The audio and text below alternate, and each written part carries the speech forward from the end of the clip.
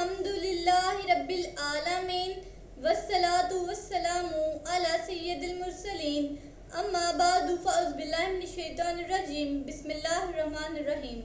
हमारी किसी भी वीडियो में कोई भी एक लफ्ज़ भी आप ऐसा ना पाएंगे जो अल्लाह ताला के हुक्म और उसके नबी अकरम सल्लल्लाहु अलैहि वसल्लम की तालीमात से हटकर हो। आपसे गुजारिश है हमारी वीडियोस को आखिर तक ध्यान से सुने, यकीनन आपकी ज़िंदगी बदल जाएगी। अल्लामा सयूती ने दूरे मंशूर में ये रवायत नकल की है। एक रोज़ हुज़ूर सल्लल्लाहु अलैहि वसल्लम एक मजलिस में तशरीफ़ फरमा थे। अबू लहब की बीवी आई और कहने लगी, या मोहम्मद, तूने किस बना पर मेरी हिजब कही है? हुज़ूर सल्लल्लाहु अलैहि वसल्लम ने फरमाया, मैंने तेरी मज़म्मत नहीं की बल्कि अल्लाह ताला ने तेरी हिजब कही है। वो कहने लगी, आपने मुझे कभी ईंधन सर पर उठाए देखा है कि मुझे हम्मालतल हतब कहा है, और कभी मेरे गले में खजूर की छाल की रस्सी देखी है कि मेरे बारे में कहा फी जीदिहा हब्लुम मिन मसद। उसके इस कौल से इन मुफस्सिरीन के कौल की तायद होती है जिन्होंने हम्मालतल हतब का मायने चुगलखोरी करने वाली कहा है, और इस रस्सी से वो रस्सी मुराद है जो आग से बनेगी और 70 गज लंबी होगी और दोज़ख में उसके गले में डाली जाएगी।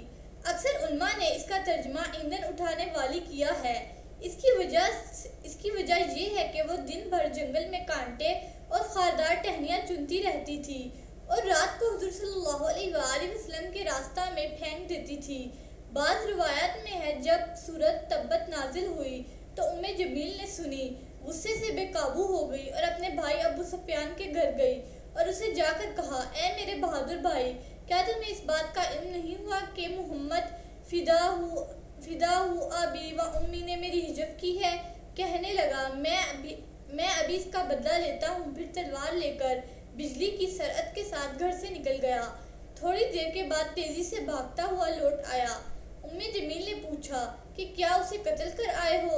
अबू सुफियान ने बड़ी हसरत से पूछा, ए मेरी बहन, क्या ये बात तुम्हें खुश करती है कि तेरे भाई का सर किसी असदहा के मुंह में हो? उसने कहा, हरगिज नहीं।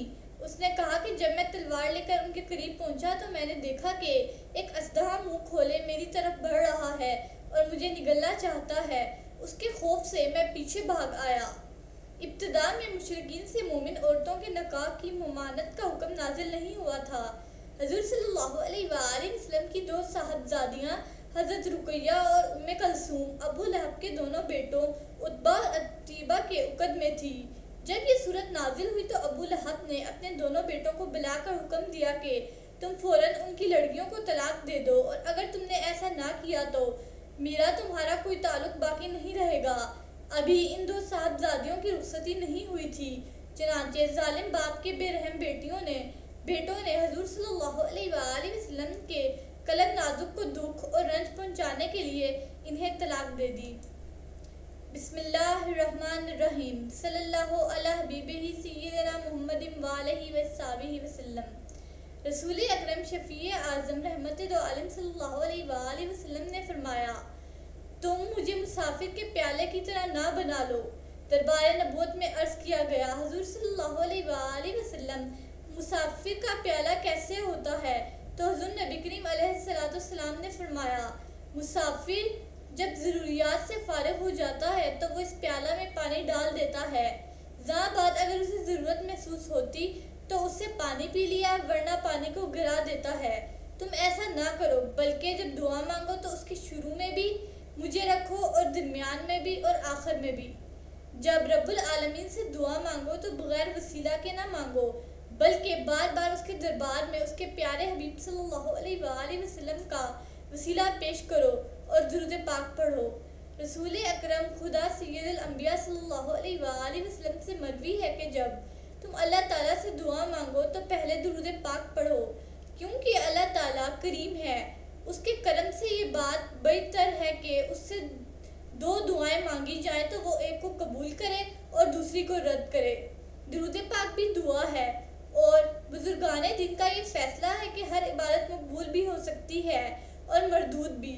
सवाद दुरूद पाक कभी रद्द नहीं होता। तो जब दुरूद पाक दुआ के साथ मिल जाए तो अल्लाह करीम और रहीम के करमो फजल से ये उम्मीद ना रखो कि वो दुरूद पाक को दुआ से अलग करके इसे तो कबूल कर ले और दूसरी दुआ को रद्द कर दे। بلکہ درود پاک کی برکت سے وہ دعا بھی قبول ہو جاتی ہے اگرچہ اس کا اثر و انجام کسی بھی رنگ میں ظاہر ہو۔ صلی اللہ علیہ حبیبہ سیدنا محمد وآلہ وصحبہ وسلم۔ اس درود پاک کے بے شمار فوائد ہیں۔ اس درود پاک کو کثرت سے پڑھنے والے کو دین و دنیا میں کسی چیز کی کمی نہیں رہتی، سکون قلب کی دولت سے مالا مال ہو جاتا ہے، دشمن دوست بن جاتا ہے۔ اگر کوئی چاہے دل کی کدورت، کینہ، دل کا میل، بغض، حسد اور اخلاق رذیلہ دور ہو جائیں تو اس درود پاک کو کثرت سے پڑھیے۔ This درود has numerous benefits. There is no lack of anything in the religion and the word for reciters. Peace becomes rich with the wealth of the heart. An enemy becomes a friend. If anyone wants the darkness of heart, malice, anger, jealousy, dirt of earth, and ethical behavior get away, so recite this درود frequently. سیرت النبی صلی اللہ علیہ وآلہ وسلم کا یہ سلسلہ جاری رہے گا۔ حضرت محمد خاتم النبیین صلی اللہ علیہ وآلہ وسلم کی حیات طیبہ کا ہر ایک پہلو بیان کیا جائے گا۔ آپ سے گزارش ہے ہمارے ان ویڈیوز کو دیکھتے رہیے۔ اللہ تعالی ہمارا اور آپ کا حامی و ناصر ہو۔ شکریہ۔